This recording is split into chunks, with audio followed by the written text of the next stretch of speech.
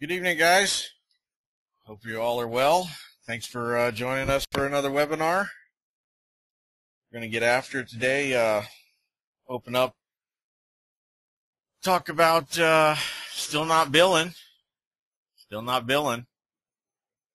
You can see right now we still got the Pairs Free for Now program going on. We're probably going to extend that out a little bit longer. And that is because we are working on some absolutely fantastic stuff. I'd love to tell you more about it, but I'm going to surprise you here in a couple of weeks when we come out with it. Gonna make it a little bit easier for some of you. I know some of you are getting the swing of it and going after it, but we've got some interesting marriage of stuff coming out that's going to be pretty slick on the stabilizer model. In some cases a little bit easier, credible stuff. Listen, we're here for the long haul, guys. We're going to own the adjustment support space, so go ahead and get used to the platform. But we've got some really exciting stuff coming up in the next few weeks. If you miss webinars in between that time, don't worry. When we're ready to unveil those things, we're going to put out a special email blast to all of you to attend the webinars after we release those things, and we'll actually won't release them until that webinar, the first one. So when you get that email that says we've got some exciting enhancements to show you, please do attend. This was an interesting week or two. Don't know if you guys heard, but we're pretty proud of it. We were named in the HousingWire Tech 2015 Tech 100. So we are quite happy of that. Didn't get the W, but included with some great peers in the software technology space. And so we'll take it. We're in good company, especially when you see names like FNC, Global DMS, CoreLogic, Mercury, you name it. So anyways, we're going to keep kicking up dust, and maybe next year we'll break through the glass ceiling. Go ahead and take the W. That's at least our hope. So again, at the end of or the bottom of any page, please, before YouTube starts charging us a bunch of money, there's a YouTube link. We've got hours of content here. Got even a quick one here where I run through it front to back. I spent about 7 minutes talking with you, but I start actually pulling a market area, pulling the comps, everything, dumping it in there. The analysis itself takes about 6.5 minutes, but of course I'm, trash talking because I'm a speed demon, trying to give you some insights.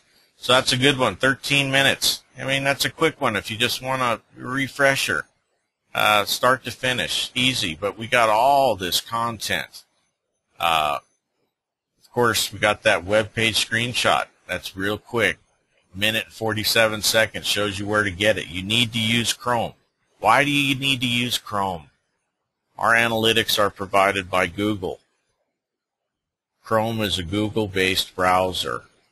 It performs much faster. Your analysis and your histograms will perform much faster if using Chrome. So please, Chrome is a great browser. Trust me when I tell you, if you haven't used it yet, you'll enjoy it. It's a great browser. Internet Explorer, telling you that it's buggy. Even Firefox is okay, but Chrome runs best, no doubt. So check out that YouTube channel and just scan through if you ever got free time and you're looking for something to do. Just tons and tons and tons of content. That's what we do. Like I said, we're waiting for YouTube to start charging us. So let's talk about the power modeling. I've been hammering this topic home for quite a while now, telling you guys about no robo computer's ever going to replace you. That computer doesn't have geographic competency, can't define a market area, doesn't know what's credible. And by goodness, I'm going to keep banging on that because that's the truth. And just an interesting sidebar. Now, of course, I'd certainly like to take credit, but Then again, I don't think I can, but maybe Fannie Mae listens to our webinars. I don't know, because I've been telling you guys and telling you, and so they put out an update. Now they're trying to slow walk this thing back, this tool that they're judging you on, which is, trust me, if you're doing a comprehensive analysis, you have nothing to worry about with that automatic regression analysis. That's garbage. In some cases, it's going to render results similar to your modeling. Why? Because you're the expert, you're the professional, and you know your market. But I will tell you that the second question, they did advise in there that for lenders to understand the limitations of automated analysis and be aware of potential property and neighborhood nuances, and that CU is effectively predictive of appraisal defects, but there are false positives. Well-informed human judgment should take precedence over automated results. Boy, that sounds just like what I've been telling you when I bash that RoboComputer. I tell you, as a professional, you have nothing to fear as long as you are being transparent with a comprehensive analysis. We give you all the tools to go into the knife fight with an RPG. You'll win every time. Now, it's predicated on you validating the credibility of the outputs. If you walk around and leave a $55,000 bath count adjustment in there, well, then you're definitely poking holes in the credibility of your analysis. But I'd like to take credit for that, but I'm sure it's probably squealing from everybody else. But I'm going to keep shouting it from the rooftop. Nobody. I'm certainly a boots on the ground appraiser myself, and I'm not going to see that a computer's going to beat me at anything. So I'm just letting you know the human brain is capable of more things than any supercomputer out there. You could daisy chain a bunch of them together, and your human brain is able to identify and do more processes than any computer out there. You just have to know how to do it and have the tools to use to do it, and we give you those tools. Unmatched flexibility, and like I said, over the coming couple of weeks, we've got some stuff that is just going to blow your mind. Going to give you even more flexibility, allow you to balance faster, more stabilized modeling. We're going to help you out. Now remember, we're not formally trained statisticians. That being said, we're like a pit bull on a bone. We know math, we know logic, and by God, if just because somebody with the pedigree hasn't figured out how to do something doesn't mean we're not going to figure it out for you with logic and science behind it. So just stay tuned. But it's absolutely liberating. I keep telling you guys, it's absolutely liberating finding adjustment support for your appraisals. You take a huge issue off the table when you provide a transparent, comprehensive analysis to support your adjustments inside your appraisal. It diffuses, you just taken off the table one of the largest parts of litigation, any kind of regulatory issues. You've just taken it off. Now you have to validate that it's credible. That's the caveat. But provided you do that, there's just nothing more powerful. So be the professional that you are. So show a comprehensive statistical analysis, and you will be looked at differently. Listen, guys. I'm going to keep saying it to you. It's going to be a transition, but I do see fees going up in the future. Now that's going to be, unfortunately, there will be a thinning of the herd to a degree. Remember, I keep telling you, I have friends at Fannie Mae. I know how the system works. You get a C4 or C5, a quality score of 4 or 5, and they ship that appraisal down to a little department in the belly of the beast called triage. And at triage, they hand them a copy of the model for CU, and then they hand them your appraisal. And they're handing it off to a person that's an analyst, typically a retired appraiser, might be an active appraiser that took a nice job at Fannie Mae. And their task is one thing and one thing only, and that is to verify, is the model correct or is the appraiser correct? And I know for a fact, I've talked to people in that department, You show them that you did a comprehensive analysis. I don't care if you're using pairs. If you're using Microsoft Excel, just make sure you put a good spreadsheet in there that's statistical and comprehensive, not just a couple of your comps, but of a market environment, and they're going to stamp that sucker, the appraiser's right, model's wrong. And they're going to go on to the next one. And all is well. So credibility is the key. Now, I sniff around in the admin panel. I tell you guys, I mean, I certainly don't have the ability to mess with your passwords. I don't know that, can't see that. I mean, we've got those kind of protections in place. But I do have the ability to see your analysis. And I'm telling you that credibility is key. You cannot, and we are making some changes that's going to alert you to this, because I've seen some people do it. Go all the way through the process, validation page included. You cannot include adjustments that are not credible or that don't have results, no solutions. Because when you leave those in there, you're impacting the remaining variables in that model. So if you have a non-credible variable and you can't tame it one way or another, whether it be garage, bath, now that's for the next couple of weeks, by the way, just to tip our hat. But if you can't tame a variable and get it into a credible range, you have to kick it. That's modeling.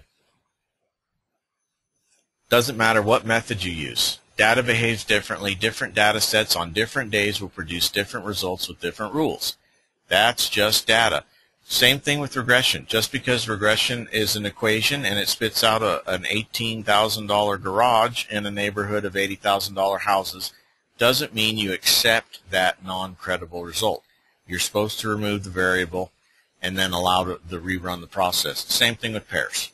So credibility is the key. As long as you're credible, I assure you, you are going to rue the day, or that, excuse me, CU is going to rue the day that they ever cross paths with you. I haven't got one revision request yet. Knock on some wood here.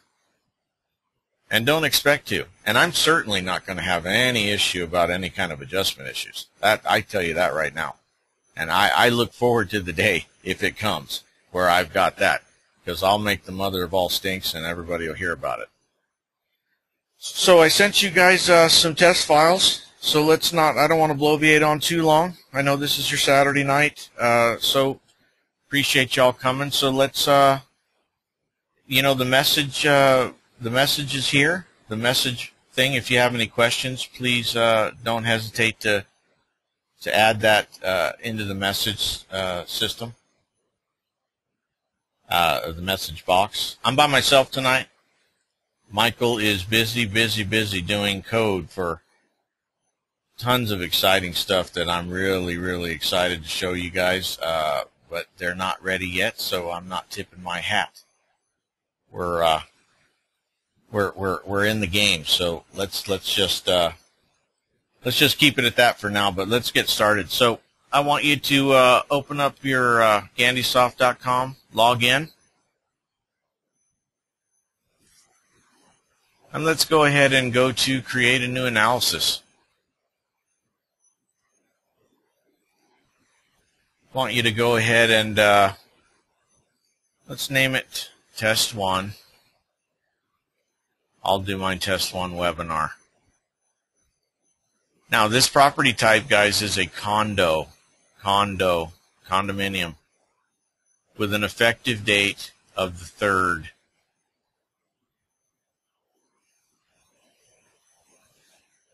Click Save. Oh, before we go any further, this is important. Let's go to the account. I want you to go to your profile. I want you to click on Edit Your Profile. Go to your preferences. This is important because if you don't have it set the same way as me, you're going to get different numbers, and then you're gonna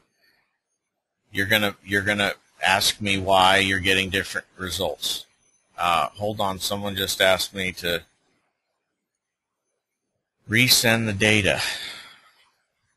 Okay.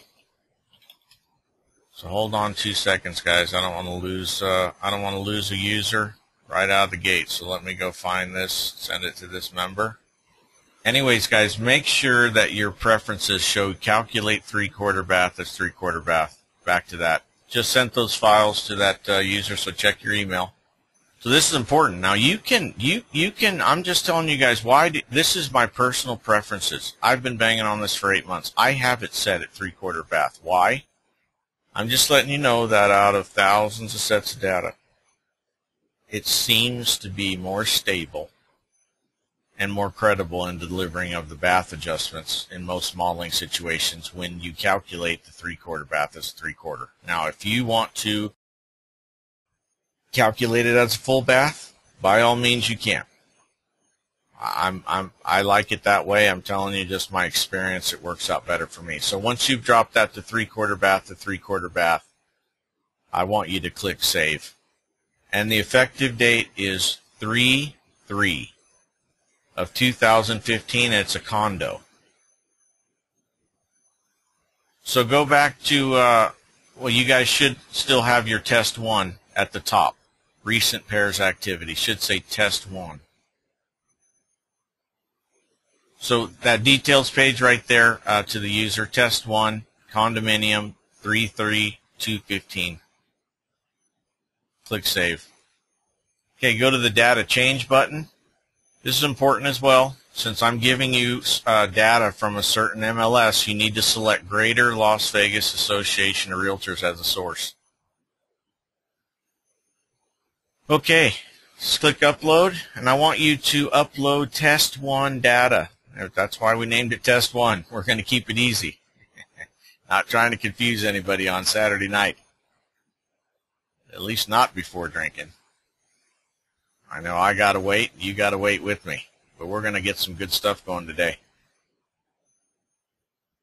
So once your data pulls up, is tabled and indexed, go ahead and click Analyze Pairs.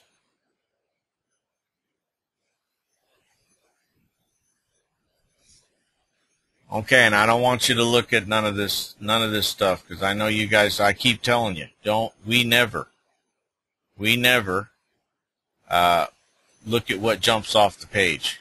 I mean, you don't do that. Don't worry, we got stuff to do before we even get into that.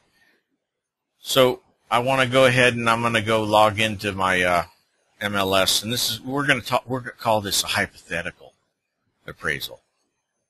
I'm trying to learn how to be proper. I guess I like to. I'm a commando, but anyways, let's go ahead and I'll give you the setup so you got some context before we go into the pairs. So you guys are just staring at that screen. That's totally fine. But let's go ahead and let's do hypothetical. Let me see.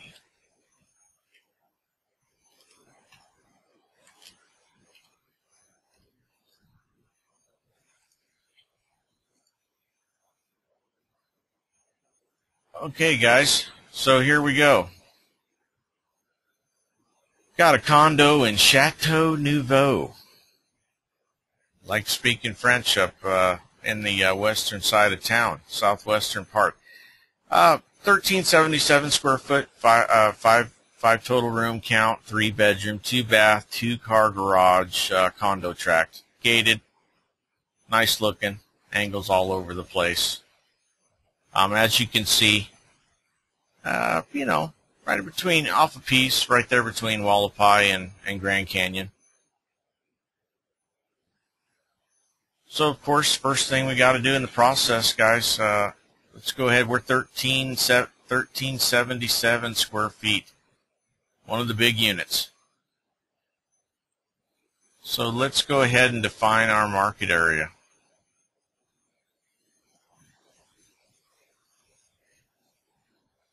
So we're right there off the piece. Okay, so I'm telling you guys that I know this area really well. I mean, you get over here, you start getting older. This is more your newer swath to me, guys. So I'm going to go ahead and define my area. And I'm going to go from, let's say, Flamingo. I'll stop it at Durango. And there's a lot of feeder streets. You guys that are in Vegas, you know this. and I'm going to swing it down to Warm Springs.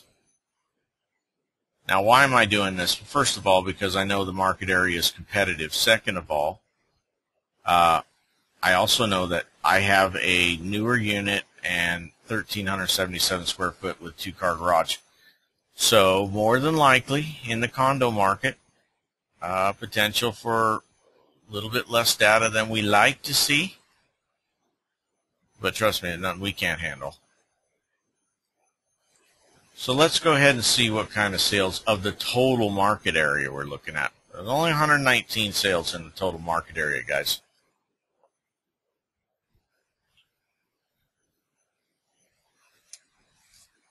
You guys bear with me on the messages. Just remember, I'm by myself today, so every once in a while I'll peruse over and I'll take an eyeball. So if it takes a second, don't think I'm not paying attention. So again, we're 1,377 square foot, Chateau Nouveau, newer unit. So, you know, I've got 119 records total of condos and solds.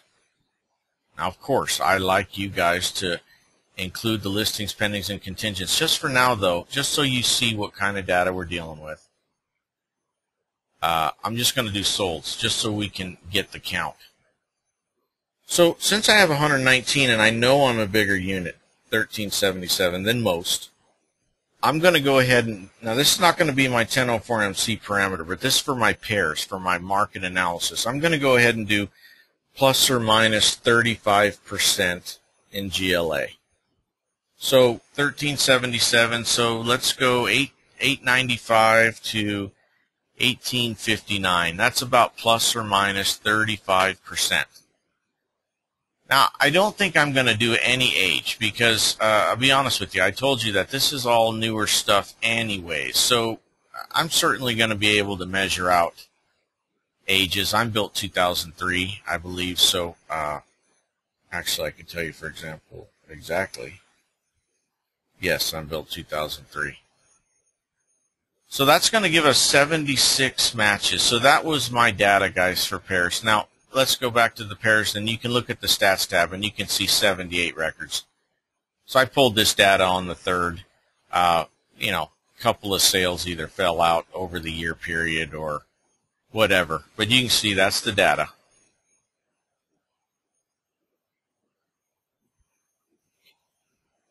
Now I want to show you, let's just go back to that track.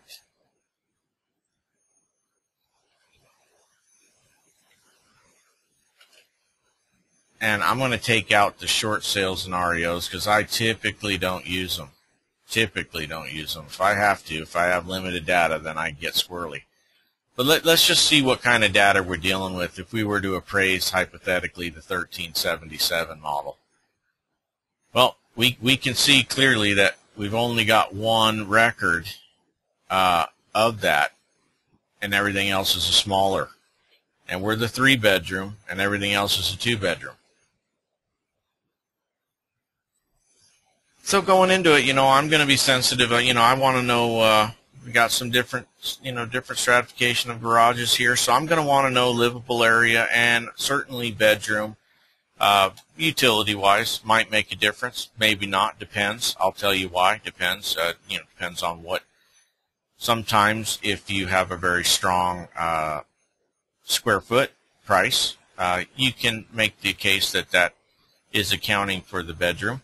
Sometimes you can render a bedroom and a heavy square foot adjustment, and that might just be driven to utility. But I mean, of course, I know I'm cognizant of the fact that there's a different utility in 3 and 2, so I'm going to at least, you know, I'm going to be testing when I'm in Paris. Okay, so the first thing we always do, we never look at anything, but first thing we always do is before we even start pruning, let's go into that market rate change dialog box. Okay, so we've been talking about this for a while. I always tell you that's the first place I want you to go. Yeah, you need to analyze what's going on in your market. Now, this is showing a technical increase of 3.6010%. Technical. Now, if you burn that trend line out of your out of your mind.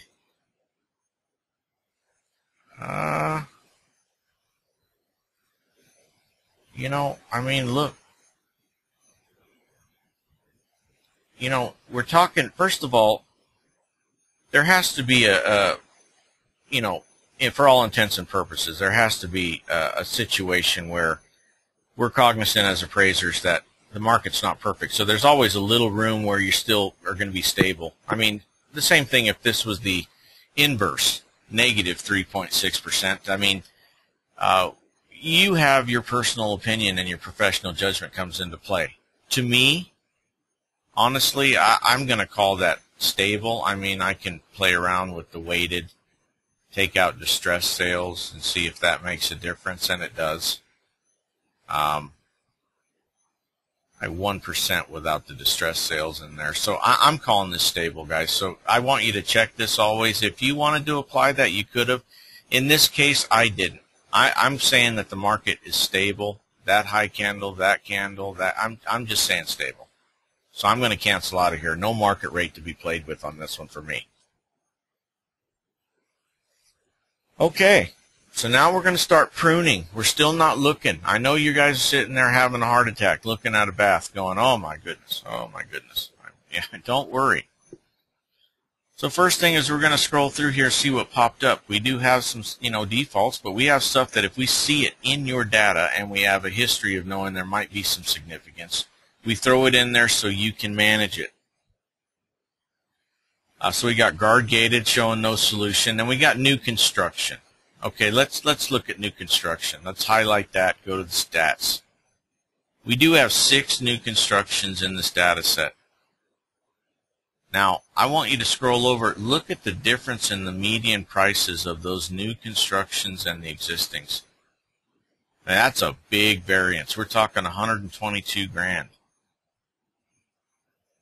So now, this is obviously not reflecting that, so they may be very large units as well, but I'm built in 2003. New construction's kind of a different beast to me. Now, I might come back here if I don't like what I'm doing, but for right now, let's go into the sub-market change.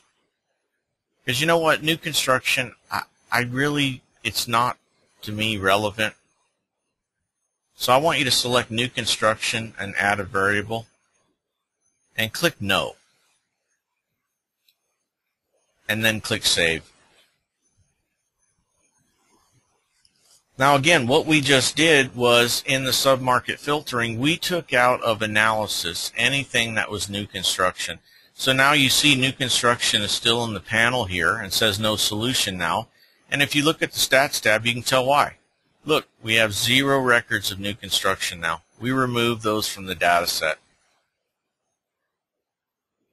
So to get rid of that out of your face, of course, you just select none, and it'll next time we update, this is going to go away. But we still have another one to deal with here first. Let's say guard gated. So, we got 14 records in the data set, guard gated, but look, on a median price basis, they're lagging the non-guard gated. Now, that means these could be gated. And at what point is it overkill? In the condo market, guard gated might not be a big factor versus gated. Certainly they're all gated. That's why gated didn't come up. This is sequential adjustments. Everything is gated. Guard gated is gated plus it has a guard. And it's certainly not worth less. So that's counterintuitive. So you know what? I don't want to take 14 records out because, there's still some data in there to be used for extraction. And, by looking at it pragmatically, they're selling for less than the regular gated. Not a factor. I don't think it's worth less.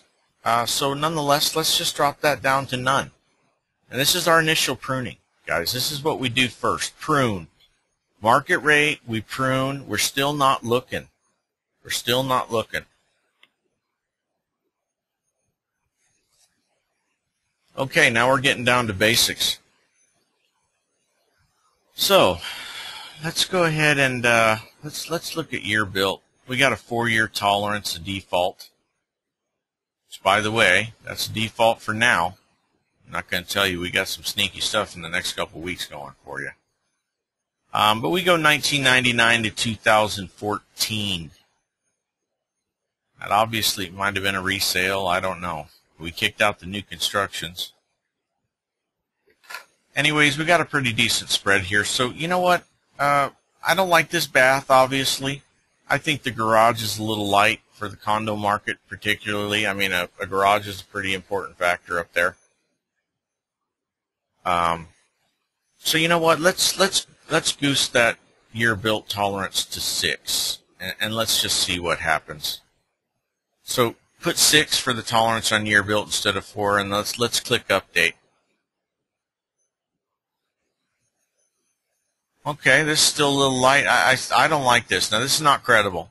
Now, listen, I'm a professional just like you guys are, and I'm telling you right now, there's no way. That's not happening. At least I'm not putting it in my validation report. Yeah, that's silly. So, you know what? Let's start massaging that livable area tolerance. We've already done pretty good here on year built. We're not going to goose that. Let's start slow walking this livable area up. Let's open it up to let's say 4% instead of 2%. I mean 4% on a 1377. You know, what are we talking? 53 square feet. Not a big deal. And again, even at 4%, you know, we're hanging tough here on this bath. Now we can look at the stats tab on that bath.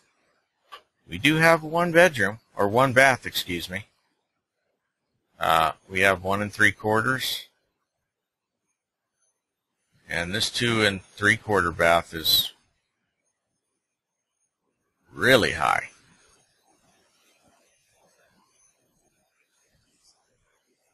Nonetheless, let's slow walk this up one. Let's go up. Let's see if, I mean, okay, we haven't changed this from 2% to 3%, 4%. So let's just try one more. Let's go 5% on livable area, and let's just see. Click update. Okay, well, look at that. So this bathroom is just ugly. Now, let's go back to these comps. And I cycled them from newest to oldest. So, okay, I mean, you know we're using the model match. Give me a break. We have to use that. I mean, everything else is smaller. This one doesn't seem consistent, but, you know, okay, 145. Let's see, it's going to be a 2-bedroom, 2-car garage. And you know what? This one is a 2-bedroom as well.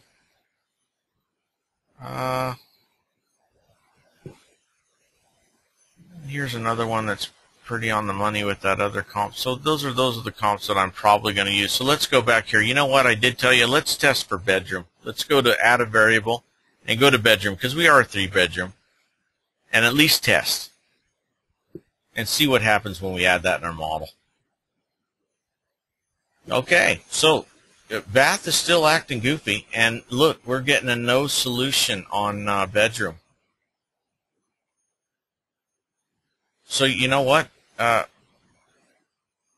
This is what you got to do sometimes, guys. Bedroom's not negative. I mean, we got to remove that from the model. Now we know this is still 29,000 or 28,000 or 30,000 when we have it in without bedroom. So you know what? I'm using a 2-bath, 2-bath, and a 2-bath. So you know what? I'm not necessarily concerned about a bathroom adjustment in the data set that I'm going to be working with anyways. I tested for bedroom. If I'm ever called about it or asked, I can certainly insert it back to my model and say, look, no solution. It's not rendering a good result. Bathroom's not credible. So you know what, guys? On bathrooms, drop that down to none, and on bedrooms for none, and I want you to update it. Okay.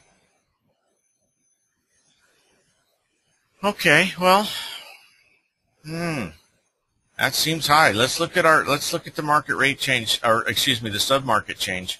I want to go down to sales price per square foot. I like to have context. I know you guys do too. What's our median sales price per square foot in this data set? So we're looking at about 104 to 105. somewhere in there. Median sales price per square foot in this data set. Now, I've been telling you that typically when livable area is the primary driver, you're looking at 50 to 70%. But that rule applies typically in the tract environment. Now remember, we're dealing with a condo. So there is no land issue. There's no lot sizes to deal with. I mean, you're buying a condo, and if you really stand back and think about it, in the condo market, what really drives the value of the condo, other than condition, possibly garage and bedroom or bath, stuff like that. But a lot of it's going to be chewed up in just livable area because it's a unit. And you got to imagine if these things are selling for $104, $105 a square foot, you know, the primary variable, almost the most important, is going to be livable area. So select none on filter type and go back to the panel, and let's look at what we got right now. And you know what?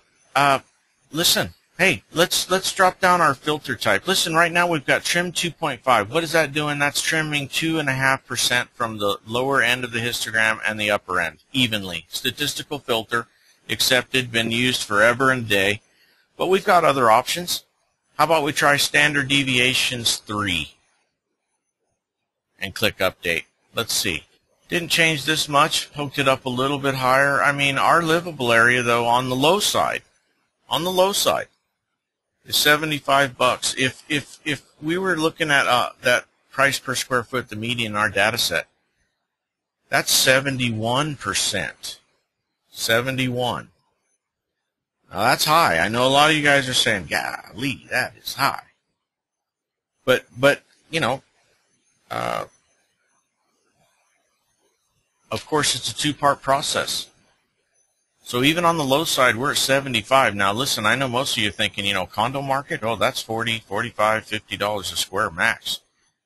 Okay, I'm with you. I'm an appraiser too. I'm not gonna argue you. Hold on a second. Okay, someone just asked, anybody else want to ask questions? Feel free. I got a favorite user likes to ask questions. Someone just asked, what's the 5% mean? So the 5%, just like the 6 years in age, the 6 signifies per year. That's a tolerance that we are allowing for the platform. This platform is a two-part process. First phase is paired sales analysis. Now, in paired sales analysis, you take two properties that are identical in all attributes with the exception of one other variable in your panel. For example, if you had a 1377 and a 1377, all things equal, and one had a one-car garage and one had a two-car, well, they could compare and measure out the difference for that garage bay. What we're doing with the 5% tolerance on livable area is we're saying, okay, well, you know, that 1,300 square foot unit with the two-car garage, we'll go ahead and let you compare that to a, let's say, 1,235 square foot unit with a one-car garage for the sole purpose of extracting out the difference between the garage bays. So we're allowing a little bit of flexibility for it to still say that they're similar within a certain percentage in order to compare and extract out a different adjustment. Now, this tolerance still gets addressed because it's a two-part process. The first round is the paired sales method. The second round is we then take those central points of value for the other variables we solved, plug them back in the iterative method so that we can compare and contrast more properties against each other. So the tolerances get addressed. They don't disappear. You're not saying that 5% doesn't matter. You're saying for the purposes of extracting out another variable in my panel, in the first round, I'm going to go ahead and give a little bit of flexibility. You know as well as I do as an appraiser, real world, you're rarely going to find the exact same models that have one different feature. So we allow you to have a little bit of room. And those tolerances still get addressed. I mean, you could still put in 10%. And you can see that the numbers didn't change that much. Now, I'll show you how that these tolerances still get addressed. I mean, a lot of people worry that, so you're saying that, that doesn't matter? No. In the first pass, we're saying that we allow it to compare to extract out another item between the two. But we give it a little freedom. But in the iterative method, it gets addressed. And I'll show you. Let's see. 1999 and 2014. That is 15 years in age. So I'm going to put in 20 for a tolerance a year built. Now, if tolerance meant that that age didn't make any difference now, you're going to get a 0 result, right? Wrong. Because it's a two-part process. There's still the iterative method, which comes back and still addresses how much the year built's worth. And again, even blowing out the age, you can see that all of the numbers stayed fairly stable. Usually a good point, usually a good clarion call to yourself that you've reached some balance in your model. Okay, now again, but the proof's in the pudding. This is a two-part process, guys. We don't expect you to take these numbers, start applying them on the grid, and if they blow out your low comps way too high and your high ones, well then obviously there's a problem. But I know you guys don't like that 75 on the low side. Heck, it's telling us all the way up to 90. Now you know what? Let's go to change. Submarket, I want you to go into bedroom. Now remember, we didn't get a bedroom adjustment, but you know what? One bedroom, that's a different beast too. We're 3 bedroom. I can see that there was no bedroom adjustment, obviously, but you know what? Let's at least keep it between 2 and 3 bedroom properties. So put range 2 to 3 and then click save. And again, it didn't change the numbers that much. Goosed up the garage bay a little bit, which you know what? In the condo market, $7,500 is not bothering me, so I don't know about you, but I know you guys are concerned about this. So it's a two-part process. Application of the adjustments is just as important as finding the support for the adjustment, so I'm going to show you. Let's look at it, guys. All right. So here's our 1377. I plugged in $75 because I was nervous too. On the low side, I go, Lee, that's high. 75 bucks a square foot. They're only selling for, well, look, our track's actually in the 120, 116. That's awesome. So 80 divided by, let's say, 120, 66%. Oh man, my rule applies 50 to 70%, even though with that data set, it's actually on the higher side. But I plugged in 75 at first, guys, and you know what? These were still hanging a little low than my model match with no adjustments. I plugged in 80, and look what happened. 160, 159.6, 160. And I had one listing, smaller unit, with a one-car garage, just out at that. We had a median sales price per sales price to list price ratio of about 94-something%. So I reduce that by 5 something percent, or 5%, or 4.7, or whatever. I can't remember what it was. So our range ended up going from, we had 3 comps, 145 to 160. We ended up with 160 on the close, 159.6, and 160, which means that we perfectly plotted that in there. Now, if we go back, it was telling me I could have gone to 90 on the central, but I started low because I was nervous. But it ended up being 80. And 80 on the median price of the closed comparables at 120 is 66%. That's why that's why CU came to be the beast that it is, guys. Because on livable area, I was just like you. I'm certain that I wasn't. Now, I've been doing it longer. I've been employing other tools. So my adjustment patterns have changed a long time ago, I should say in the last couple of years. But certainly they've changed even more since I've had this beautiful tool. And the proof is in the pudding. If you get those numbers and they just seem outrageously high, I dare you, pull some comps. The most proximate, best comps of course, need some adjustments. And start plugging those adjustments in, and you'll be amazed. And today we're going to go through all of this because every one of them, I've got that same stuff to show you. So that's it, guys. I mean, when I go to define adjustment pages, I did this at the end. Why? Because I didn't accept 89. I wanted to go 75, but it ended up being 80. I did 7,500 on Garage Bay. I left REO and short sale alone, and I rounded this to 1,500 a year. Now, I'm not making an age adjustment within 3, 4, 5 years. I mean, well, maybe 5 years. If I do go over what I think is negligible, that 1,500 better apply. Save it.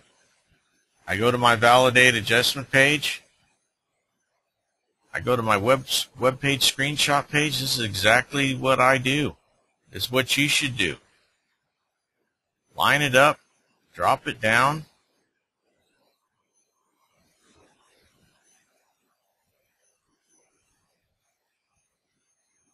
Copy it right there. I paste it in my report.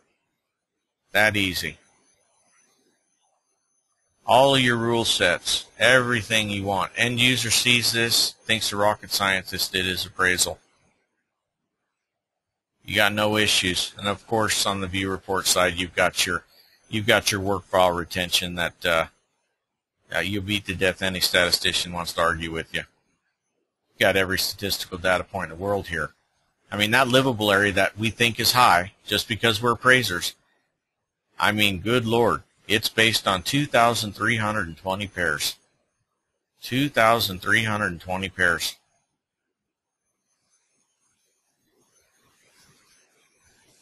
That's the power that we give you at your fingertips. So let's go back to the GandySoft, and I want you to create another analysis. Let's create a new analysis again. You don't have to mess around with those. We've already done our preferences, so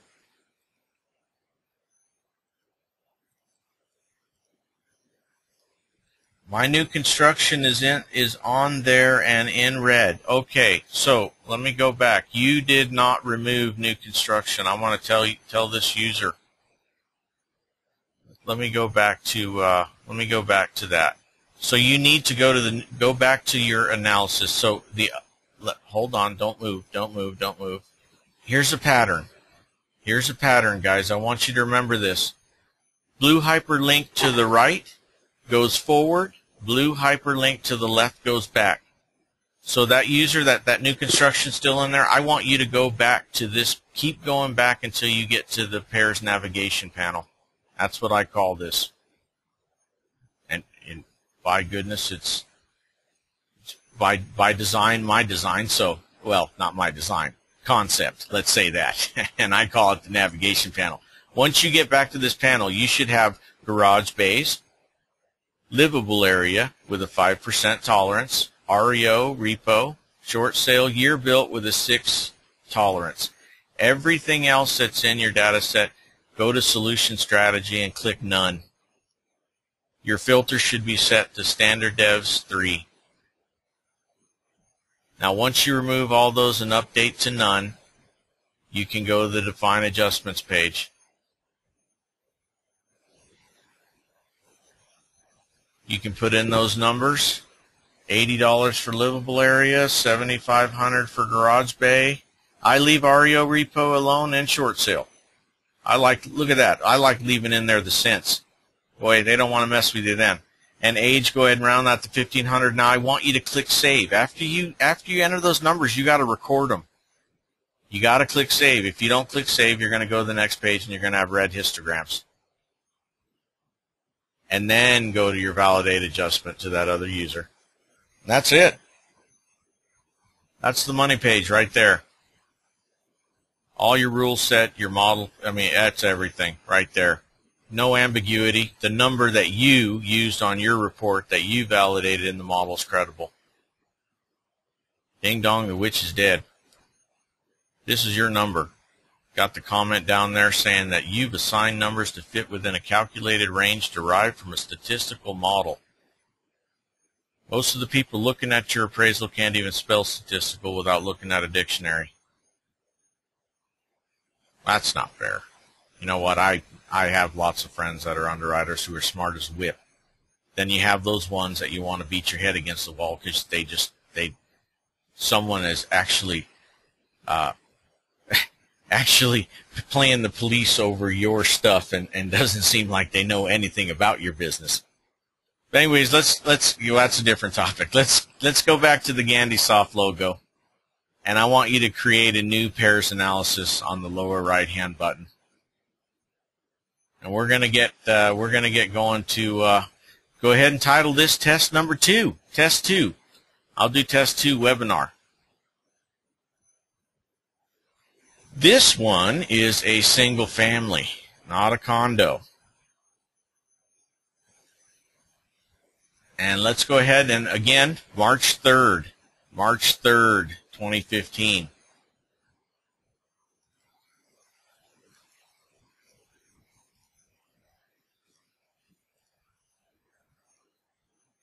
And click Save. So go to your data change portion. And we'll go ahead and load this up again. Make sure your source says Greater Las Vegas Association of Realtors. Click Upload, and I want you to point it to your test2data.txt. Test2data.txt.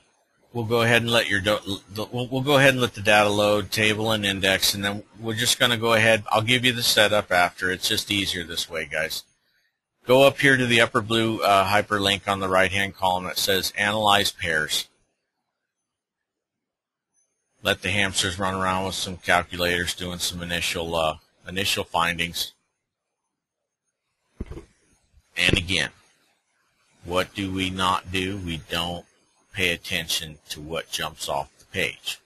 We don't even care at this point. We got stuff to do before we even get into that. That's just an initial analysis of the data set. You got stuff to do. So let's go ahead and give you the setup. For you Vegas people, you know the context is everything, and I know you like having it. So for you, those of you that are not in Vegas, that's okay. Context for a location to show maybe my logic might help you even in a different area. It doesn't matter where you see me define a market area, my parameters, things like that that are important. So let's do a hypothetical on, and of course it's hypothetical. So here's the setup. Okay, we're on Anchor. Let's look at this bad boy. What do we got? So we got a single story, 1,807 square foot with a pool, 2-car garage, 4-bedroom, 2-bath. Modest lot. We'll go ahead and go on the details. Let's look at the house. Yeah, nice house.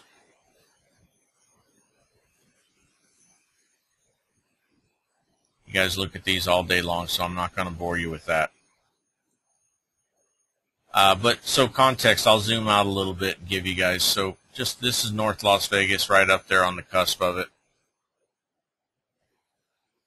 Popcorn tract land. Lots of homogeneous tracks. They're different, but give me a break. They're all the same. So first thing we're going to do is, we're going to define our market area. Now, Craig is a big street. But remember, we're doing a market analysis on a market. We're doing a statistical comprehensive analysis on a market environment.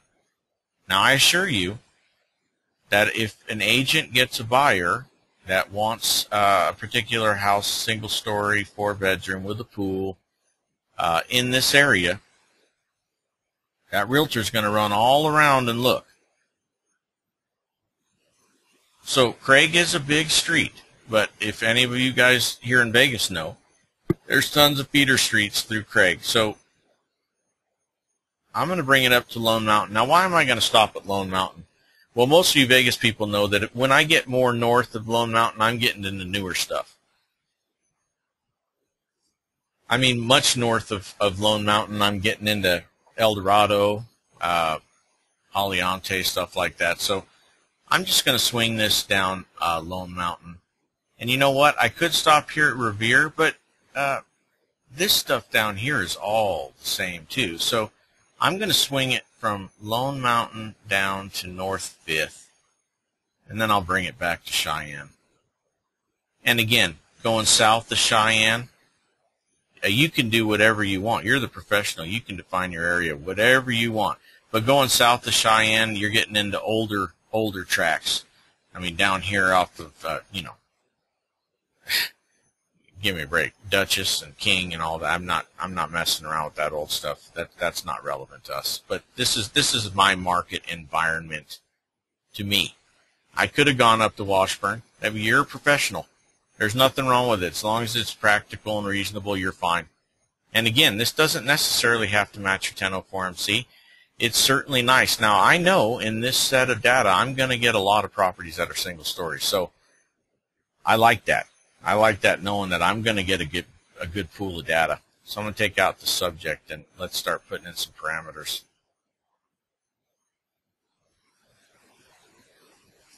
And again, I want you guys including listings, pendings, and contingents. Do not fear. They are not used in the analysis or the extraction of adjustments. But we've got some stuff on deck in the next couple of weeks that you're going to be able to do some whiz-bang stuff with the listings, pendings, and contingents and get some real good data for market trending. So always load them in. But now, just for this webinar purpose, I mean, I'm going to just only do solds because I want you to see how many properties we're going to be dealing with. Now, obviously, in that whole market area of single family, we haven't applied any filters yet. In that polygon, we've got 727 properties. So we've got the variable in Glaver for one story. We can measure it out. But you know what? I know I got lots of data of one stories there. So I'm just going to keep it apples to apples for now. Even though we can make it a variable, we can measure it out. I know I'm going to have lots of data. Now again, now this, believe it or not, is what I'm going to define as my market area for my 1004MC. And again, since I know I'm going to have lots of data, yeah, I can be lazy. Maybe I don't want to pull my data twice. I just want to do my 1004MC, and then I'm going to just drop it down and save it as pairs too. So we were 19 square foot. So let's just do my typical 1004MC parameters of plus or minus 25%. So let's do 1364 square foot to 2274. That's about plus or minus 25% to the up and the down.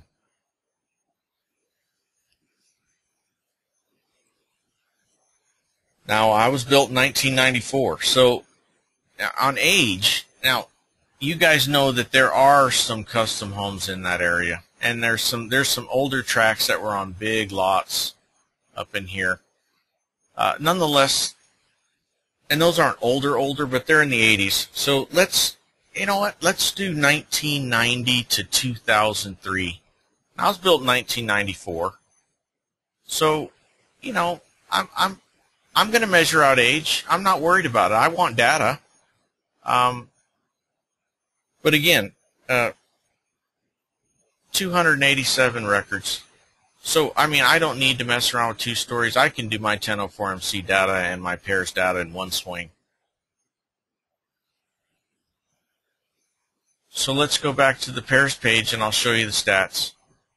287 records, guys. So you know they're 287, apples to apples. I'm showing you the context. So, first thing we do, market rate change. Market rate. Okay. Now, this one's going up about 4.8%. A little bit choppy over here, but, you know, let's look at, this is on the median values. Let's look at the maximums. Yeah, high candles getting higher. Let's look at the minimums.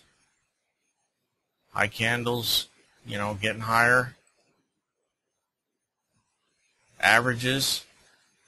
So yeah, you know what? I'm dropping that down to median, and you know what, guys? I'm gonna apply. I'm gonna accept that rate. So I'm gonna click apply, and that is going to that is saying that the technical rate of increase over the prior year is 4.8927%. Now when I click apply, the platform is going to go back through every property in the data set. It's going to break this down to a daily rate, and it's going to apply a market rate adjustment for time on a daily rate from the contract date to the effective date of my analysis, which was the 3rd. So a property that was contracted for sale exactly a year ago is going to get adjusted its sales price 4.8927. And then the properties are compared to extract out the adjustments. That's how you compensate for the rate. Now the unadjusted days, if you wanted to make the case that over the last 8 months it's been stable, you could put 240 in there for unadjusted days, and basically 30 days for a month rounded. You're basically telling the platform anything contracted for sale within 240 days, don't apply an adjustment. That's how you can compensate for stability periods. Now, I can see that on the candles here, but I still think the overall trend is up, so I'm going to keep that at 30. It's a modest increase. Again, you're the professional. You want to make the case that that's stable over the 8 months and that's the most relevant to you, then by God, you go ahead and do it. No problem. I wouldn't argue with you if I saw it that way and I said, okay, you know, that's their opinion. I get it. I'm going to go roll with the 4.8927 with 30 days. So click Save. So now there's quite a bit of data here. So, you know, the larger the data set, a little more analysis. There's a whole boatload of calculations going on. I mean to the millions. This is where, you know, certainly the computer can't outdo the human brain, but boy, it sure can process calculations quick. Okay, so now we got to start. We did market rate first. We're still not looking at what's coming off the page, but now we got to start pruning. Got to start pruning. So, okay, so gated. Let's look at that. Got no solution or a negative. New construction. Now how is that possible? We put in 1990 to 2003. Let's look at the stats. Okay, so there's one record in there. So guys, you know what happened. In Glaver, we have a field that typically agents use for new construction next to the year built for status. But that field can be overwritten and put in new. And a lot of agents once in a while will do that when the property's been remodeled. So there's one record. We know we filtered out the age. Our highest aged property in this data set is going to be 2003. So that new construction, that's a ghost. That doesn't happen. And that's pretty low anyway. So the record is fine to me. I know it's not new construction. I could remove it totally, but it's not new construction. I know it's not. So let's just remove it from the panel. Let's click None. That's going to leave the property in there, but it's going to say that new construction is not a factor, and it's not. So let's get rid of that, and let's see if gated comes up. Okay, so we've got nothing for guard gated, and we've got nothing for gated. I mean, they're just not significant in this area. Now, you guys know this area. Now, you might say to yourself, well, to me it's a benefit, but that doesn't matter to you. It matters if you can find statistical evidence to support an adjustment. Let's go back to, for example, gated, and let's go to the Stats tab, and let's just look at the median sales price basis. So look at this, guys. We got 27 records that are gated in this data set with a median price of 155. And the non-gated, we have 260 non-gated with a median of 155.5. It's saying no solution. Guys, the data, every which way you cut it, is saying that gated is not a factor in this area. Now, if you want to remove one at a clip, let's go ahead and look at guard gated. Let's check stats. We only got one guard gated. So, okay, here we go. I don't know of any guard gated neighborhoods in this area. I've lived here all my life. So, here we go. Realtor error. It's something we got to deal with. We don't want you to clean every piece of data, but you got to be smart enough to identify if there's mistakes in the data. That is why we automatically populate certain variables if we find them in your data, like guard gated. Because if it's true, typically that can be significant. So let's first handle guard gated. We know that's not true. There's one record. We know that's not true. And look, it's selling way below the non-gateds. So we know that's a lie. But let's remove guard gated first, and I'll tell you why. Let's remove that and let's see if it lightens up our gated. Because, you know, I'm sure most of you, like me, an appraiser, your gut instinct would like to tell you that gated's a feature, that you should be a benefit. Okay. But again, guys, I mean, look, you know, that stats tab, I mean, that median price, they're almost identical. So gated is just not. So you might, for location on your grid, neutral residential for the ones that are not gated. If you use one that's gated, neutral residential, and put other and you know, gated, but no adjustment, neutral. I mean, you don't have any statistical evidence to show you that there's anything, so put none and let's get rid of it. So now we're getting down to the meat and potatoes. Now I'll just let you know that I did have in my most proximate good comps to me, I did have a bath difference. I had, I think, 2 properties that had 2.5 bath. So, you know, I keep seeing this no solution on bath, and that's kind of bothersome to me. Because, I mean, I do have differences in bath counts to deal with. Now, if, you know, there's a couple of rules of thumb here. So you could remove that variable, and then I'm probably going back to the well and going to try to find other comps that I don't have to make a bath adjustment. Or we could do another method, which I'll show you in a second. But, you know, sometimes the tolerances can make that, can change that. I mean, a tolerance here. Why? Because if we give more room for lot size tolerance, we will allow more properties in the first paired sales pass to try to extract out a bathroom adjustment. This is restrictive. So the higher we go, the more properties are going to fit in there. So let's go ahead and raise lot size tolerance to 1,000 and click update. Let's see if that bath, that bath is something that I'd like to see come to life. Let's say that. And you know what? I got one other problem child that I'm looking at. You know what? As soon as this updates, we're going to go back up to fixer upper. Now, it's a factor, obviously, at some times, but I want to analyze it. Anything that pops up, I always go click on that variable in stats, and I didn't notice that at first, but let's go to fixer. Let's go to the stats. Okay, here we go. One record. You guys know as well as I do, sometimes those realtors put fixer upper because it's a short sale. They got their brother-in-law buying the house. They're going to flip it and try to make some cash. Now, I could go into the submarket and remove that record altogether. We could try either way.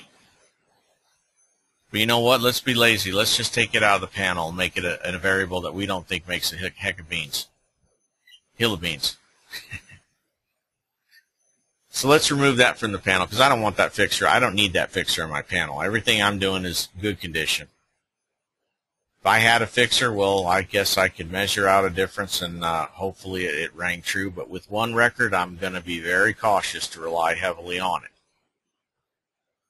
Okay, so we updated our lot size to 1,000 tolerance. I mean, just starting to look, you know, okay, woo, 4,600 to 6,500 for a garage. I like that. 46 to 66 on livable area. Let's go to the change and let's get some context. Let's go to the sales price per square foot. And let's scroll down to about the middle of our data set. About 97 bucks. 97. Okay, so I keep telling you guys that typically in a square foot primary driver environment, you're going to range between 50 to 70% of your median sales prices per square foot as livable area. That's after thousands of sets of data, running the pairs platform. Some good regression programs have a similar pattern. The bad ones don't. That squirrely automated regression, don't use that junk. That's that's you're asking to go to jail, or at least lose your license, because that's black box magic. That's not credible. That's not even something you know. But anyways, click none on the filter type, and let's go back to the panel, because I want to show you that 46 to 66. Now, 50 to 70% would be 48.5 to 67.9. Now, that is 50 to 70%, almost on the money in the range, so that's going to park that at about 60% so far. Now, we still have nothing on bath. So, okay, so we haven't touched year built, which I'm not too worried about there. I don't want to go. Let's try to goose up our livable area. Let's try 3%. Let's slow walk it. We're given a little bit more room for more properties in the first paired sales part to extract out better adjustments. We're trying to see if we can liven up that bath. Because I pulled my comps and I got two I'd like to use. But again, no solution. These are all staying. You know, $1.50 a square for dirt. You know, 13 to almost 15 for a pool. I mean, good numbers. I mean, hey, we got that unicorn $600 a year for age. I mean, good stuff. But that bathroom, not cooperating. We just slow walked it to 3. Let's slow walk it to 4. Not much change. So that's telling us that bath is just going to be a challenge if this 4% doesn't change it. I mean, you can keep walking it up, but after I do it a few touches, if I get similar stuff, then I know it's my bath. It's just a function of data, guys. Sets of data. If it's not highly correlated, or if there's errors in the data, we could look at the bathroom stats. You know, look, the 2 1/4 baths. The 2 1/4 bath property sells for way less than the 2 baths. The 1.75 bath sells for more than the 2 bath. So there's not a lot of consistency in the numbers in the bath. But I want that adjustment. I need something. So that didn't change it again. Everything else stayed pretty good in line. The little small changes, not bad. So you can keep working this, or this is the beauty of the program. Remember, we give you an RPG to go into a knife fight. Nobody's going to beat that. So, what acceptable methods do you have for adjustments? Well, you got regression, which is definitely a method. You get the numbers that comes out, and if it's not credible, though, you're stuck. You got paired sales analysis. You got paired sales analysis in the iterative method. And then you got depreciated cost. Now remember, this is why this platform is awesome. Flexible, functional, every tool that you can imagine. So you know what? Let's see what happens. I want you to pay attention to these numbers. Right now we're about 5,300 for garage bay, 54. You know what? I'm going to write them down. 5,300, 54. Still about a $1.37 on dirt. 13,590 on a pool. I'm not going to worry about short sale and REO. And then let's say 682 on year built. We're going to tackle this bath. I'm going to show you what to do. So you know what? Let's put a strategy. We're going to do adjust only. Because you know what, guys? We're going to do depreciated cost. Yeah, that's right. Right now I'm whipping out the Marshall and Swift book. And I'm going to go on fair quality construction. You can make the case that this is good, but it's all popcorn stuff. It's not that highbrow. If I don't like the number at the end of the day, well, then I'll go up to a cost class of average, let's say. But let's start at fair. So in Marshall and Swift, I've got what's a full bath? It's 4 fixtures. So we've got a price of $965 per fixture times 4 is $38.60 times our local multiplier times the national multiplier. It's going to render about 4,700 and $47.05. That's cost.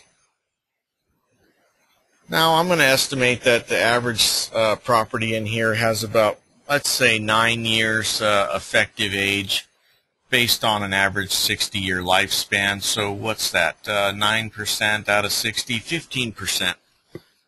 So 4705 times 85, depreciate 15% for that bath. Depreciated cost is going to give us $3,999.25. So I want you to put in here $4,000. We're going to round it to the dollar, and we're going to do adjust only. Now, guys, I'm solving for bath for a credible method called depreciated costs, and I'm going to build it into my model so that statistically all my other variables are impacted by this. Now, in my addendum, I'm going to take an extra few sentences, and I'm going to write where I solve for my bath. I'm going to cite the Marshall and Swift, the number of fixtures, the price per fixtures, my local multiplier, national, and then I'm going to depreciate at 15%. Same thing I just did. So it's an extra step, but it's an accepted method. But now I'm going to build it into my model. So we're going to do $4,000 adjust only on bathroom and click update. Now this is wild. You guys can't do this with any other platform out there. That's what separates the men from the boys, the ladies from the girls. This is it right here. This is the power that we give you. Now, I just solved for bathroom, so of course there's no histogram because we solved for it. We told the platform every time you encounter a difference in a full bath or a half bath, that's the number that applies. Half bath is half of that number. A full bath is, the full number.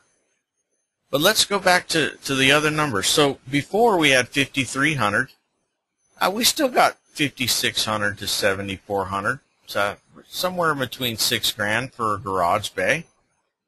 Our livable area before was $54. Now it's $51.98. Again, 48.5 to 67.9. 50% is 48.5. Lot size, we're still in that $1.50. We had $1.37 before. Now we're at $1.41. We were still close to that. We had $13,590. We're at $13,796. So you can see that we're entering a logical number because in the data, it's compensating for that, and it's not altering these numbers very much. Now, if we plugged in a number that wasn't very credible, guess what, guys? It's going to jack these up.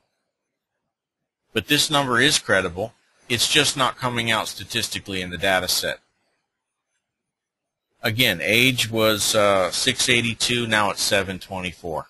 Splitting some hairs. Still got that 600. Go to 750, 850 if you want. Now, what we just did was we solved for, now I've got my 2,000 for that half bath.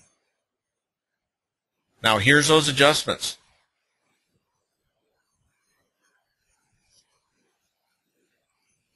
Now, hold on a second. I want to show you before I show you this. Hold on. Don't get jumpy. I'm going to show it to you. Now, it's a two-part process. We've got evidence, so let's... Now, I tell you guys to do this after the process is over, the application of the adjustments. Why? Because you have a range to deal with. If your comps have a more optimal range leaning towards the low or the high of the ranges, you have that freedom. Remember, the end user is only going to see your number, no ambiguity. So I'm going to round this to 50. I'm not doing 51. I could, but I like 50. What do we do on garage bay? You know what? I'll go ahead. I'll go 6,500. I'm fine. That's reasonable. I'm rounding that to $1.50 a square foot. You know I'm not doing $1.42. Pool. Let's go 14 grand. I got a pool. I'm leaving REO and short sale alone. Year built. Did I do anything on year built? I'm trying to recreate my own mind. You know what? Let's just go ahead and do, let's do 750. And of course, bathrooms is 4,000, so leave that alone. I want you to click Save. Now remember, guys, proof is in the pudding. So there's your adjustments. You're looking at your adjustments now. I'm going to bring it over. Okay, here's our subject property. Look, 160, 161, 200. Now look, we apply that 50 livable area, that 14 for that pool. Look what starts to happen. 181, 185, 188.7. Let's go to the next page. $1.50 a square foot, it's 10,500. I did goose that $5,000 because it back to Lone Mountain. Got the adjustment in there for the livable area, 182.2. Another sale, 0 adjustments, 185. It's got the pool. And we got a listing, no pool. So now look at that, 181,871, 185. There's our bath adjustment we needed. 182.2, 188, 185, another 185, which is awesome. Look at that. So this, using those same adjustments with 2 adjustments here, totaling 23,500, it's the exact price of closed comp number 5 that required no adjustments. Proof is in the pudding. Market's not perfect. You're never going to usually, except for in the case of that condo where I had $400 between them, market's not perfect. There's different motivations. You're never going to expect to get 185, 185, 185, 185. But those adjustments, the application, you can see what happens.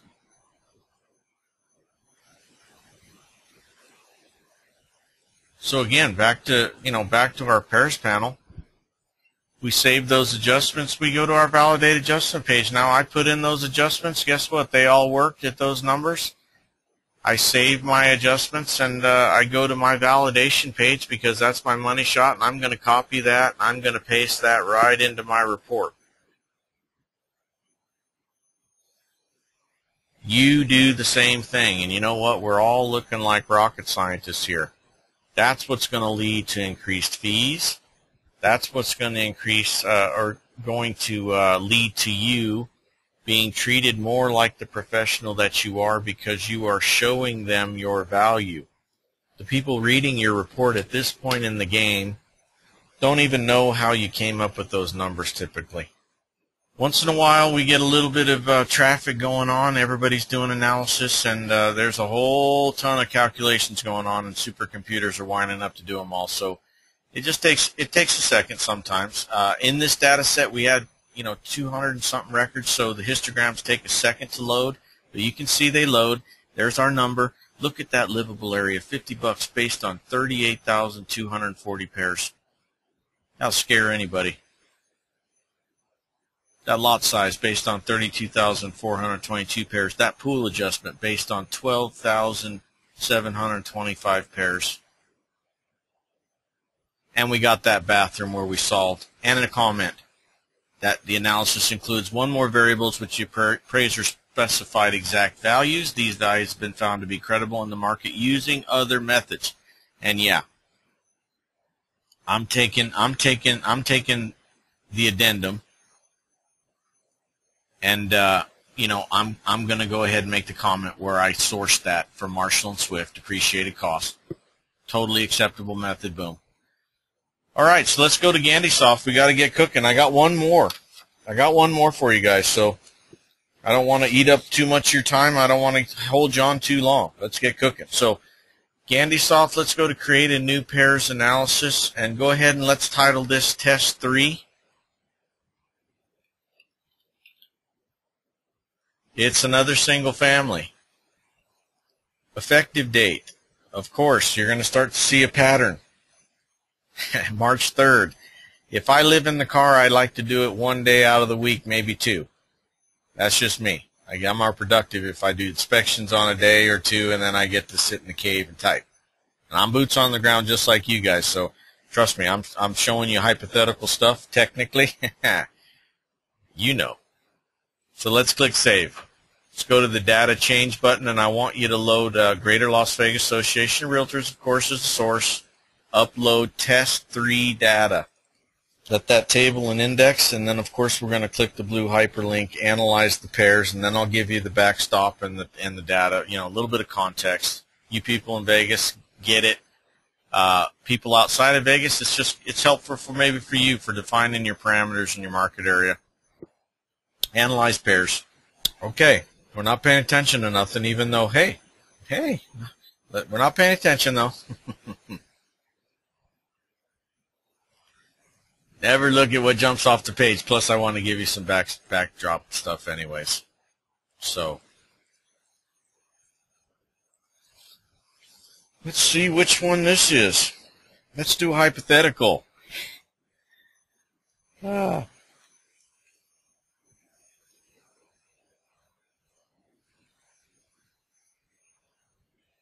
we'll put this on the grid for you. So, this is a non-creative builder.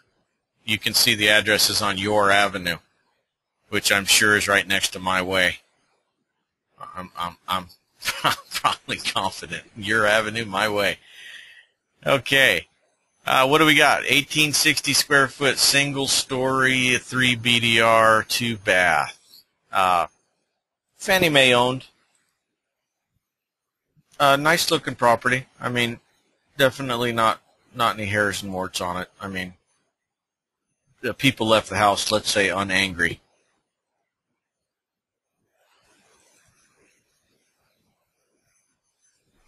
Granite-like cabinetry. I mean, I'm fairly certain that's woodlamb, but we're not worried about that for now. So here's our area. Let's go to the criteria so we can zoom out a little bit, give you some context. You guys know where this is, right by Rancho and Cheyenne. Something that some of you might not, really want to play ball in. I mean, a newer, 2000 built property in an area, a lot of older stuff. Not bad though. So let's define the area. So now again, I'm going for competitive. Now, I know that if I go much further south than Smoke Ranch, I'm getting into old stuff here. So I'm going to keep my southbound street to Smoke Ranch. Now, I'm comfortable crossing over there. We got Decatur, Cheyenne here. We got Cary. I mean, I'm comfortable crossing over Rancho for a market environment and going down to Simmons. And then you know what? I'm going to drag that up to Craig. Now, you can define your area any way you want. I want data, and I know that this is still relatively competitive to me. I've lived here all my life, so we can have that semantics debate if you don't agree with that, you people in Vegas, and that's your opinion. I mean, that's the part of the job that I enjoy. I got an opinion, and I get to voice it, and I was born here, so hey, I'm an expert. I got geographic competency, and if yours differs, that's okay. That doesn't mean you're ignorant or you don't have this as good. You just have a different opinion. But I want data. I got a big one-story, and I'm a newer property, and I know that a lot of the stuff in here is older.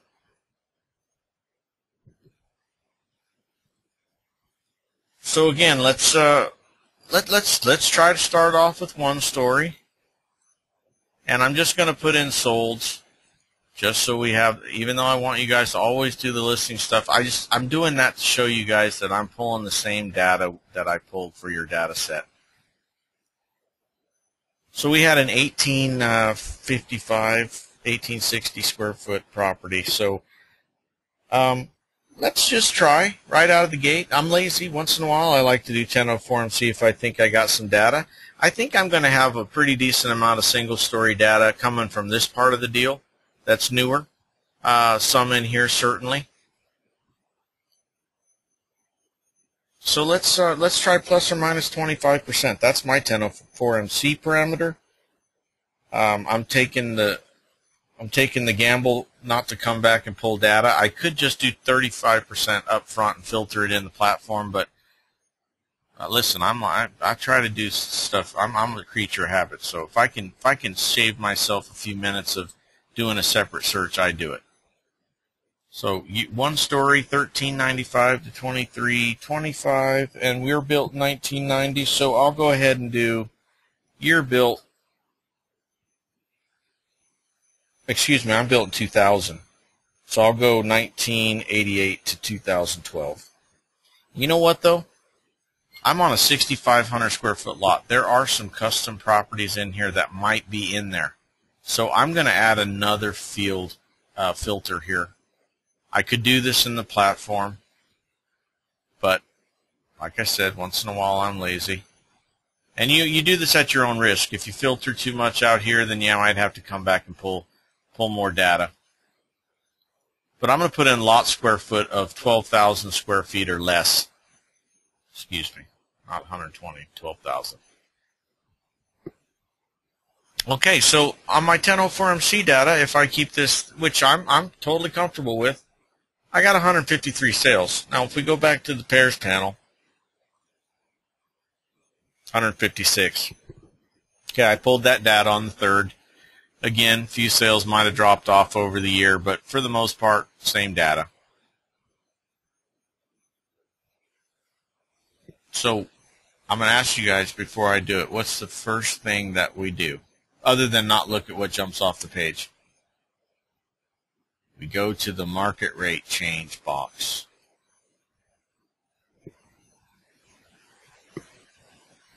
Okay, so looks like 7.30%. Look at the maxes. Maxes are 18%. Minimums are 35%. So median's definitely the one we really care about for the most part anyways.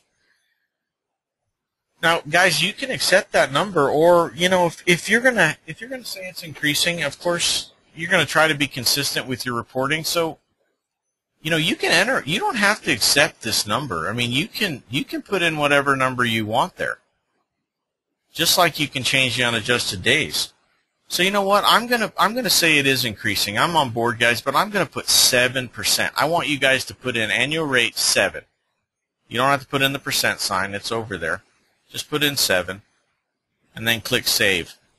Now again, that broke that down to a daily rate and applied a market condition adjustment to everything in this data set from the contract date to the effective date at 7% annual. So now after we do the market rate, the first thing we do is we start pruning. We start pruning. We're still not looking. We still got stuff to do. Look, so manufactured home. Now, let's go to stats. Oh yeah, there's something in there. And looking at the pricing, that probably truly is a manufactured home. I'm stick-built, tract home. I'm not dropping that. I mean, that's a big swing in there. So you know what? Let's go to submarket change. Let's add a variable. I want you to go down to manufactured home. I want you to select no. We're going to take that out of analysis. We don't need to mess around with manufactured home. We got 160 or 150 something records that are stick built. We can see a huge deviation in the pricing. We don't need to deal with that. So now, of course, it says no solution. We go to the stats. That's because we removed it. So we'll just drop that down to none. We're not going to click update though, because there's another one here that's interesting to us. New construction. Now again, one record. And how is that possible when we know that we filtered our ages from 1988 to 2012? So the newest property in this data set is 2010. So again, here we go, realtor being funny. Got probably a remodel property in there, and they coded as new for new construction. I don't need to remove that record. I just know it's not new construction, so this variable is not going to matter. So I want to do drop-down box to none on the strategy on that as well. And now let's click update and get rid of that manufactured home out of our panel and the new construction. We're still not really concerned about what's on the page because we're going to make sure we're lining up our variables first. Okay, so we got gated no solution. Now, I want to just show you. Let's go back. Because you still, listen, see you guys, one of the big things with comp selection is proximity. And you know what? That's a true bellwether to us as appraisers as well. I mean, proximity is awesome. So in the tract, of course, is your best. But you can see that my subject's over in here. You can see that we're kind of in an island. You know, we're either going far out here, but we've got this to deal with. Now, I can tell you right now that these properties right here, this is La Madre, or Madre Mesa North, I believe is what it's called. And that's gated. Now, I'm not gated, but these are gated. So I'm cognizant going in. I mean, I'm pulling comps. Of course, I'm going to pull stuff in my tract, provided it's arm's length. I mean, if it's a repo or a short sale, distress sale, I might not use it. I'm probably not going to use it. In most cases, I don't. I mean, I rarely use a short sale or an REO. But I've only got 3 in there total, so I'm probably more likely going to have to tiptoe over here to this very proximate tract that's gated. So, I mean, gate's a feature to me. Now, we still got another one, another fixer in here. Now, let's look at this. Let's go to stats. We got 1 record in there again. Could have been an agent being funny.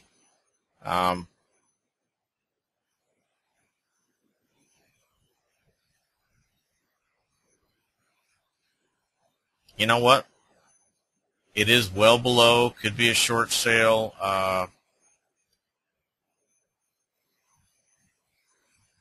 Let's go submarket change. Let's go fixer upper and select no. We'll take it out of analysis. If you want to be totally practical, let's take it out of analysis totally. Click update after you select no on fixer in the submarket change panel. And now we're getting down to, of course, we've got no solution there.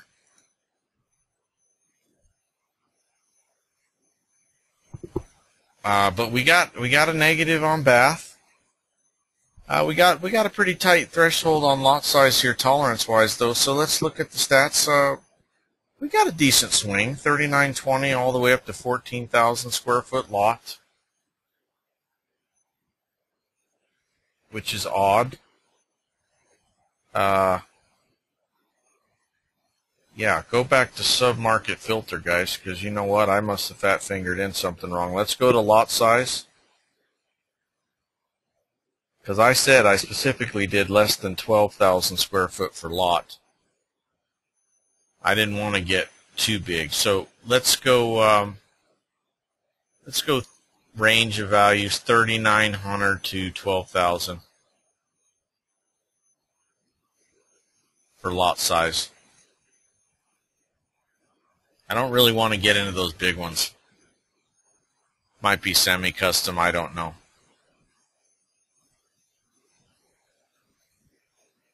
So again, you know, first thing I'm looking at that I'm cognizant of is that gated.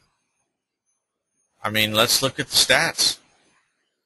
I mean, here we go, median. There's 5 properties that are gated. I know they're the ones probably in Madre Mesa North that was right behind my property.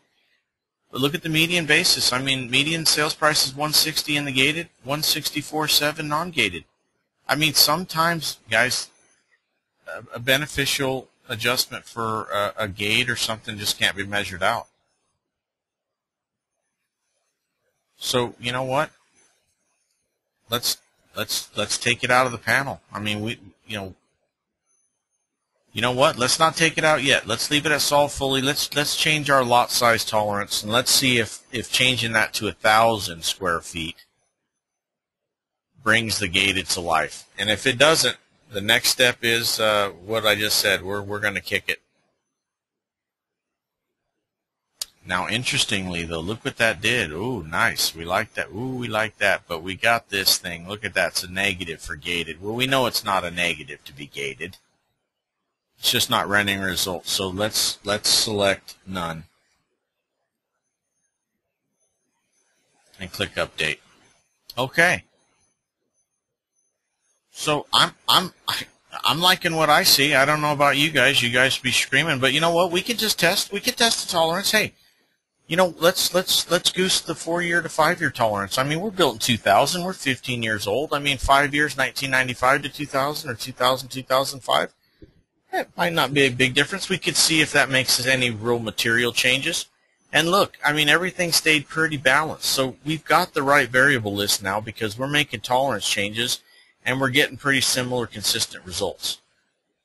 So again, time equals money, guys. Once you start getting credible, you lock that in and you take off running like a duck and you get on to the next one. Time equals money. We don't expect you to spend 2 hours here. Most of these analyses take me 5 to 10 minutes.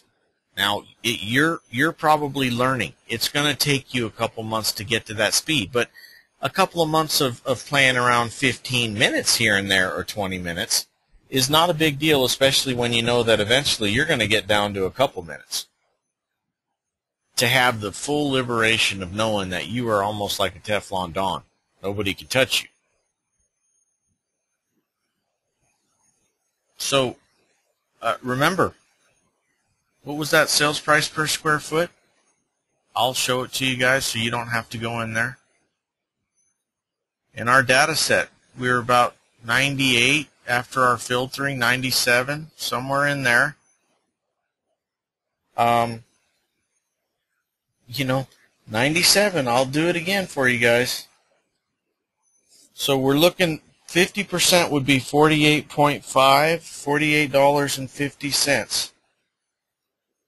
To a high of 70% would be $67.90. So look at that, guys. I mean, this is almost identically 50 to 70%, and that's about 60% on the money. We've ran thousands. I don't tell you guys that information because we've ran thousands of sets of data. It's a pattern. And I know as appraisers we think that that's a high amount, but I'm telling you, in most cases, now sometimes you'll get more modest areas where 40% will apply, somewhere in the 40s. You're really wishful thinking if you get below that anywhere. I mean, unless you're in Aggie territory or rural properties. But right now, I mean, let's look at Bath. We got anywhere between 45 to 6,000 on a Bath. That's fantastic. We got anywhere between, well, looks like 5,600 to 8,000 for a garage. Okay, cool. Anywhere from 15,600 to 20,000. Very good number out here in the desert. REO and repo, short sale, we don't care much. Year built. Now look at that. We got that 400 a year. Wow. Statistically supported. Based on a ton of data.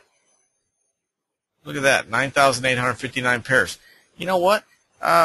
Let's look at that bathroom again. Look, we got kind of garage bay. We got kind of a rolling, weird distribution here. You know, you want to trim that down a little bit? Change your trim to 5. Change your trim to 5. And that's a statistical filter. You're trimming 5% evenly from the low side and the high side. Now, by doing that, we kind of centered a little bit better the distribution pattern.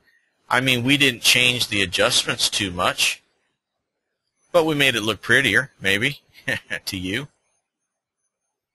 And again, it's your model, your rule set, you're in control. As long as the outputs are credible, it doesn't matter what method you use. As long as you validate they're credible, that's all that matters. So let's go to define adjustments. And you know what? Okay. Let's do $55 a square foot. We'll do $7,000 for a garage. So I could do $250, or I could do $3. Well, let's see.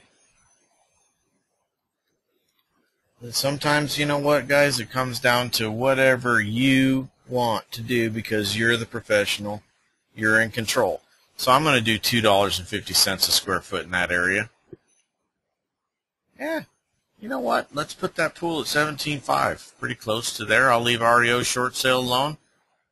I'll do $400 for year built, and I'll go ahead and I'll put my bath at $5,000. Now, proof's in the pudding. Proof's in the pudding.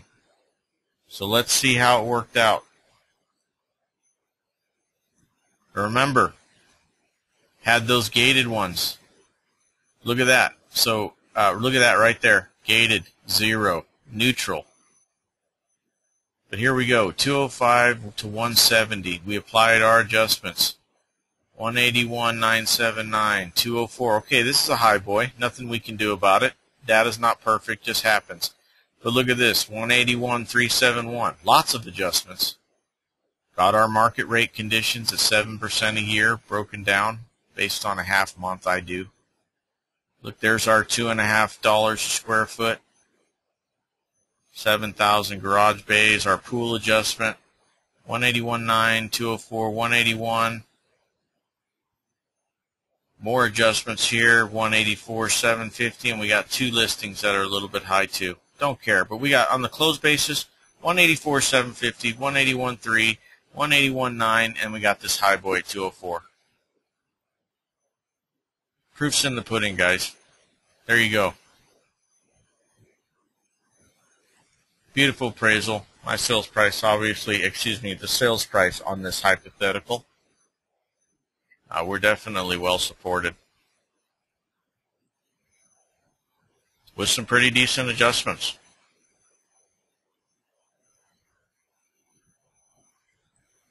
So that you know, if anything, that is proof positive to you that the application part of the deal is just as important. I mean, we can find you support. You've got these ranges that are statistically supported, and if you start applying a higher or lower number and it makes you get a better optimal range of adjusted values on your comps, and that's what you have at your disposal to do, the power you have to do. So again, all we're going to do is after we've put it on paper, before we send the report out, we're going to make sure we include the money shot page. Why wouldn't we? This is what they want to see. This is your insurance policy. This is your get out of jail. This is your I did a comprehensive market analysis. I'm Teflon Don, and you can whip out any kind of automated computer you want. Nothing's going to get me, because everything in here's the underwriters, the end users, the fund, all my rule set, market rate condition or annual market rate adjustments, my filter, all my properties that were analyzed in this data set, all my tolerances, my numbers, not the ranges for them. They don't need to see that range. They don't need to say, well, how come you did 55? If you'd have done 62, we could have had more value there, or if you'd have came in lower, you could have came in lower. They don't need to see that. I'm the professional. You're the professional. They need to see the number you validate is credible. That's it. And by God, if you need to get, God forbid, any kind of litigation or any kind of state comes calling, or any kind of problem like that, well, you've got that work file report. This one is for your inclusion in your appraisal report. This one is the one that you keep as the extra round in that RPG after you fire the first one, in case somebody wants to come back at you. Yeah, at this point, you can dare them. You can dare them to come up with a more statistical, robust analysis than this. Regression is an equation. It's been around for 150 years. The iterative method is a fancy word for algebra. It's been around since 1700 BC. And paired sales analysis. So these methods have been around forever, utilized forever. We're the first ones to put them into practice, real-world, pragmatic with tolerance and stuff like that. So I dare anybody to argue with the results. So remember, you're the professional. It's your model, your rule sets, you're in control, and with this data set under your rule set, using these methods, you can recreate these values time and time again. So with this tool, you guys are taking off a huge thing off the table from any kind of back-end fighting.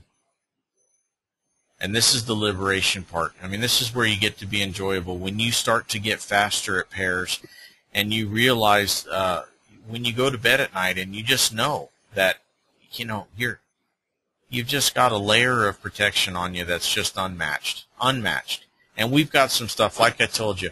This is the last test, so I want to tell you, keep diving in, guys. We right now, listen, you know what? We keep messing around extending this price.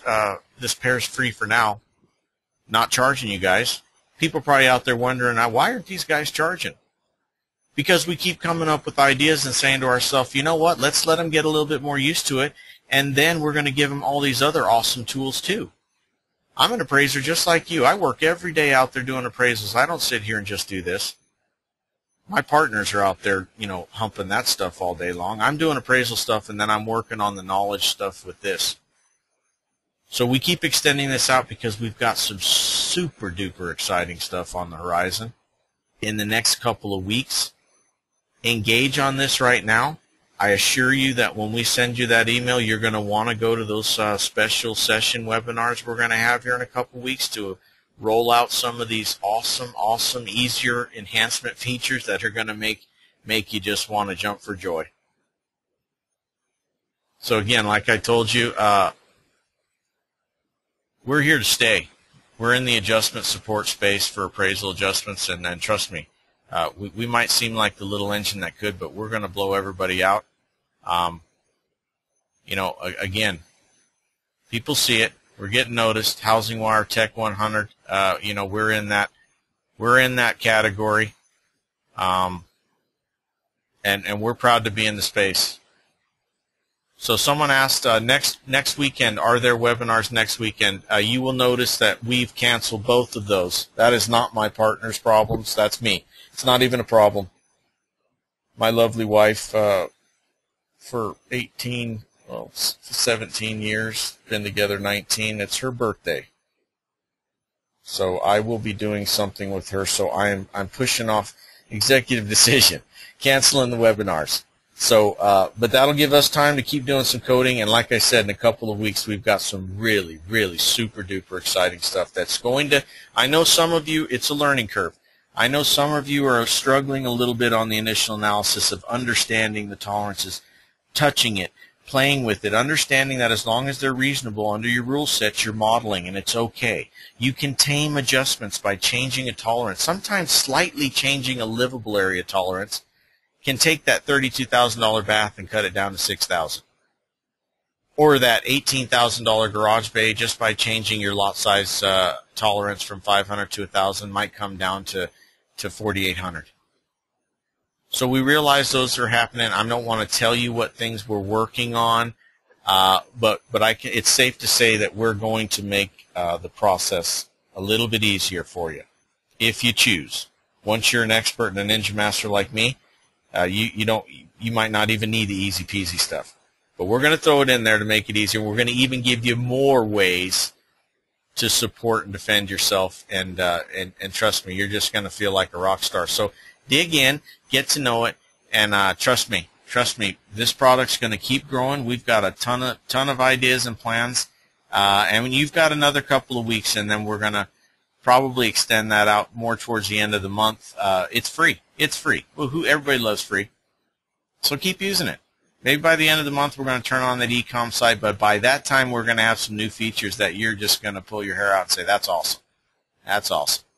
So thank you guys very much. Again, next weekend, no webinars, but we'll be coming back the weekend after. We'll have a morning session again, just like we always do, and an evening session, and you can come back. So you're going to have to take a hiatus for 1 week. Hopefully I got a little bit of an update when we come back in 2 weeks on some of the progress on some of those enhancements. I'm still not going to tell you too much about them until they're totally ready to flow. But trust me, you'll enjoy them all. So thank you guys very much for coming, and have a great week, and keep on trucking.